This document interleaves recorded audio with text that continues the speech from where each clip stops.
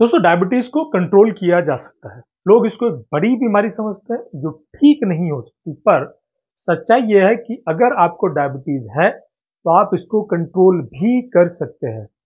और इस कंट्रोल के लिए जो सबसे पहला और सबसे जरूरी कदम है वो है अपनी ब्लड शुगर रीडिंग को समझना और उसे लगातार चेक करते रहना।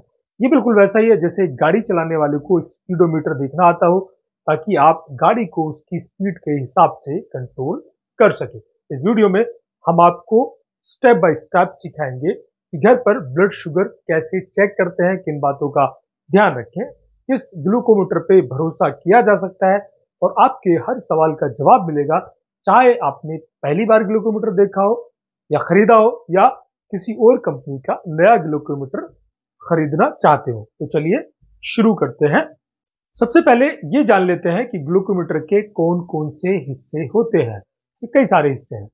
ग्लूकोमीटर एक छोटा सा इलेक्ट्रॉनिक डिवाइस होता है जो आपके खून में ग्लूकोज यानी शुगर की मात्रा को मापता है। अब आते हैं सबसे जरूरी हिस्से पर। घर पर ब्लड शुगर चेक करने का सही तरीका क्या है। इन स्टेप्स को ध्यान से फॉलो करें। जैसे नंबर 1, हाथ अच्छे से साफ कर लें, वॉश कर लें। सबसे पहला और जरूरी कदम है अपने हाथ अच्छे से साबुन और पानी से धो लेना और फिर उन्हें अच्छे से सुखा ले। गंदे हाथ या गीली उंगली से रीडिंग गलत आ सकती है, इससे इंफेक्शन का खतरा भी हो सकता है। नंबर 2, लॉन्सेट डिवाइस तैयार करें। लॉन्सेट डिवाइस को खोलें। अब एक नया साफ लेंसेट पैक से निकालें और उसे डिवाइस में कसकर फिट कर दें। लेंसेट के ऊपर एक छोटी कैप होती है, उसे मोड़कर निकाल दें। डिवाइस को अब बंद कर दें। अब यहां आता है उलझन वाला पॉइंट। लॉन्सेट डिवाइस पर 0 से 9 तक जो नंबर्स होते हैं उनका क्या मतलब होता है। ये नंबर्स लेंसेट की गहराई को एडजस्ट करते हैं, यानी आपको स्किन में कितनी गहराई तक ये लेंसेट लेके जाना है। 0 से 3 जो है वो पतली त्वचा या बच्चों के लिए होता है। 4 से 6 मध्यम त्वचा के लिए, ज्यादातर एडल्ट्स यही इस्तेमाल करते हैं। और 7 से जो 9 नंबर होता है वो मोटी त्वचा, अगर खून आसानी से नहीं निकलता है तो उस हिसाब से आपको सेटिंग चुननी होती है। शुरुआत आप 4 या 5 से कर सकते हैं और अगर खून ना निकले तो आप फिर नंबर अकॉर्डिंगली बढ़ा सकते हैं। मकसद है एक छोटी सी गोल बूंद जिससे आप ब्लड शुगर चेक कर सके। ज्यादा गहरा चुबाने से देखिए दर्द ज्यादा हो सकता है, खून भी ज्यादा निकल सकता है, इसलिए ध्यान रखें। एक और सवाल कि क्या एक ही लेंसेट को कई बार इस्तेमाल कर सकते हैं? बिल्कुल नहीं। हर बार एक नया लेंसेट इस्तेमाल करना चाहिए, क्योंकि पुराना लेंसेट से जो है एक तो चुभने में दर्द होगा, वो थोड़ा खुरदरा हो जाएगा और उससे इंफेक्शन का खतरा भी बढ़ जाएगा। नंबर 3, स्ट्रिप को कैसे तैयार करें। देखिए, ग्लूकोमीटर को ऑन कर लें, चालू कर लें। अब एक नई स्ट्रिप पैकेट से निकालें और उसे ग्लूकोमीटर का जो स्लॉट है उसके अंदर डाल दें। एक स्ट्रिप को सिर्फ एक ही बार इस्तेमाल करते हैं। जैसे ही आप स्ट्रिप डालेंगे, ग्लूकोमीटर तैयार होने का आपको सिग्नल देगा। स्क्रीन पर ब्लड ड्रॉप आइकन दिखने लगेगा। अब आती है चौथी बारी, खून का सैंपल लेना। अपनी उंगली के किनारों से चुबाना बेहतर होता है। साइड से अगर चुबाएंगे तो ज्यादा अच्छा होगा। बीच में चुबाने से बचे, क्योंकि वहां पे नर्व ज्यादा होती है, नर्व एंडिंग्स ज्यादा होते हैं और किनारों पर नर्व एंडिंग कम होते हैं, तो आपको दर्द कम होगा। लॉन्सेट डिवाइस को उंगली पर रखें और बटन को दबा दें। अब उंगली को धीरे से दबाएं ताकि ये गोल खून की जो बूंद है वो निकल आए। जोर से ना दबाएं। जोर से दबाने से खून में जो टिश्यू फ्लूइड आ जाएंगे, जिससे आपकी जो रीडिंग है वो गलत हो सकती है, तो अपने आप ही ब्लड आने दें। नंबर 5, आप खून को कैसे लगाएं स्ट्रिप पे। जिस टेस्ट स्ट्रिप को आपने ग्लूकोमीटर में डाला है उसके सोखने वाले सिरे पे एब्जॉर्बेंट टिप, वहां पे आपको पता लग जाएगा। खून की उस बूंद को जस्ट टच कर दे। ग्लूकोमीटर जो बीप करेगा और स्क्रीन पर टाइमर दिखेगा। खून स्ट्रिप में अपने आप ही एब्जॉर्ब हो जाएगा। और यह सुनिश्चित जरूर कर लें कि खून स्ट्रिप पर पूरी तरह से कवर हो गया है। फिर आपको रीडिंग देखनी है। कुछ सेकंड में, आमतौर पर 5 से 6 सेकंड में जो है वो ग्लूकोमीटर की स्क्रीन पर रीडिंग आ जाती है, ब्लड शुगर की रीडिंग दिखने लगती है। इस रीडिंग को आप अपनी डायरी में या मोबाइल ऐप में लिखना ना भूलें। समय और तारीख के साथ इसको आप नोट करके रख लें ताकि आप अपने डॉक्टर को बता सकें। सातवीं बात जो है, देखिए, सफाई और डिस्पोजेबल। रीडिंग लेने के बाद इस्तेमाल की हुई टेस्ट स्ट्रिप को, लॉन्सेट को सुरक्षित तरीके से फेंकें, इधर उधर ना फेंकें। टेस्ट स्ट्रिप को कूड़ेदान में फेंक सकते हैं। लॉन्सेट को शार्प कंटेनर या किसी सख्त प्लास्टिक बोतल में डाल के फेंके, अदरवाइज वो किसी को चुभ सकती है।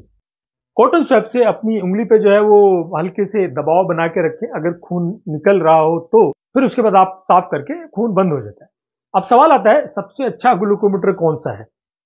देखिए, सबसे अच्छा हर किसी के लिए अलग-अलग हो सकता है। कुछ चीज़ें हैं जो आपको सिर्फ़ ध्यान में रखनी है। सारे ही अच्छे हैं, सारी कंपनियाँ बनाती हैं। तो सबसे ज़रूरी चीज़ है कि आपको एक्यूरेसी का सबसे ज़्यादा ज़रूरी ध्यान रखना है। अच्छे जो ग्लूकोमीटर की रीडिंग लैब टेस्ट के काफ़ी करीब होती है। इसमें आप आईएसओ 15197 स्टैंडर्ड को फ़ॉलो करने वाले ग्लूकोमीटर चूज़ कर सकते हैं, ये अच्छे माने जाते हैं। कुछ ब्रांड जैसे एक्यूचेक है, वन टच है, वन टच लाइफ़स्टाइल जिसे कहते हैं, फ्री स्टाइल अबोट है, कॉन्टूर है, ये सारे जो हैं आमतौर से ठीक रीडिंग देते हैं। इनमें से आपको एक चूज़ कर सकते हैं।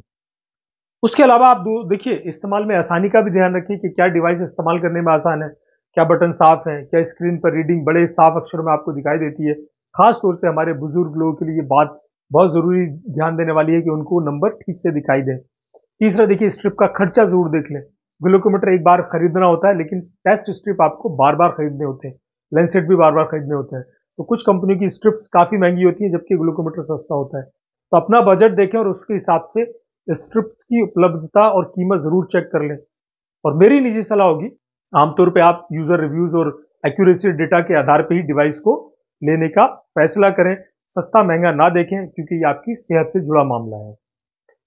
वैसे आमतौर पे देखिए एक्यूचेक एक्टिव और वन टच सेलेक्ट प्लस जो है ये भारत में काफ़ी लोकप्रिय हैं, काफ़ी यूज़ होती हैं, भरोसेमंद विकल्प हैं। ये दोनों सही रीडिंग देते हैं और इनकी स्ट्रिप्स भी जो है वो वाजिब दाम पे मिल जाती है।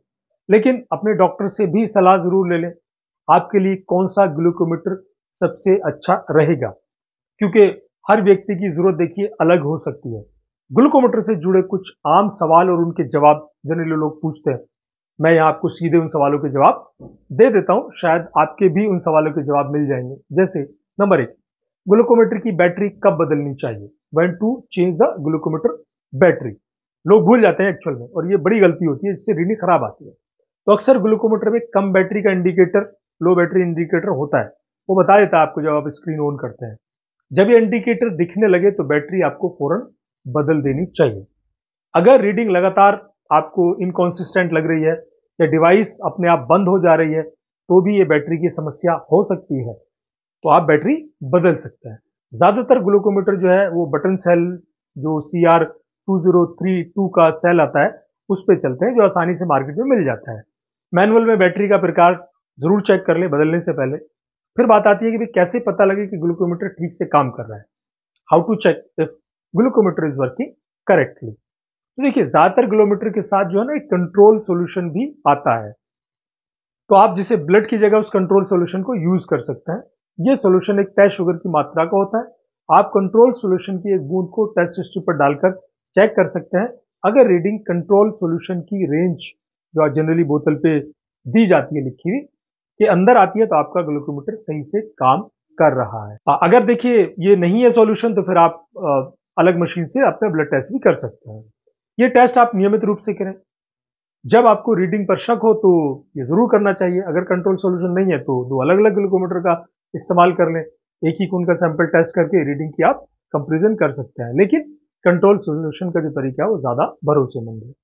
तीसरा, एक ग्लूकोमीटर की लाइफ कितनी होती है? इसको कब बदलना चाहिए? Life span of a glucometer when to replace. एक अच्छी क्वालिटी के ग्लूकोमीटर की जो लाइफ है आमतौर पे 3 से 5 साल होती है। वो रख-रखाव पे भी डिपेंड करता है। कुछ मॉडल 5 साल से ज़्यादा भी चल सकता है। लेकिन अगर आपका ग्लूकोमीटर इनकंसिस्टेंट रीडिंग देता है, ठीक से रीडिंग नहीं देता है, अलग-अलग रीडिंग आती है, यानी अगर बार-बार अगर आपको कंट्रोल सॉल्यूशन के टेस्ट के बाद भी अलग-अलग रीडिंग आ रही है, तो फिर आपको ध्यान देने की ज़रूरत होगी। स्क्रीन पर अगर कोई एरर मैसेज ज़्यादा आ रहे हैं, तो उसको भी आपको ध्यान देने की ज़रूरत है, तब आपको बदलना चाहिए। अ, अगर कोई फिजिकल डैमेज हो गया है, पानी गिर गया है, उसके अंदर पानी चला गया है, तब भी आपको बदल देना चाहिए मशीन को। बैटरी अगर बहुत जल्दी ड्रेन हो जा रही है, जल्दी-जल्दी खत्म हो जा रही है, तब भी आपको बदल देना चाहिए। निर्माता की जो वारंटी है, अगर वो खत्म हो गई है और आपको कोई तकनीकी समस्या आ रही है, तब भी आप नई मशीन ले लें, बहुत महँगी नहीं होती है। तो इन मामलों में ग्लूकोमीटर को बदल देना चाहिए। टेक्नोलॉजी भी बेहतर होती जा रही है, तो हो सकता है नया मॉडल लेने से आपको और ज़्यादा बेहतर फ़ायदेमंद मिल जाए। नई कंपनी का ग्लूकोमीटर लेने पर उलझन हो सकती है, आपको जनरली कंफ्यूजन होता है जब आप ब्रांड बदलते हैं क्योंकि आपको एक मशीन की आदत हो चुकी होती है। ये बहुत आम है, हर ब्रांड का ग्लूकोमीटर थोड़ा अलग काम करता है। सबसे पहले नए ग्लूकोमीटर के साथ आने वाले मैनुअल को जो दिशा निर्देश होता है उसको ध्यान से पढ़ें। इसमें हर फीचर स्टेप की जो है ना वो डिटेल जानकारी होती है, तो आप आसानी से समझ सकते हैं।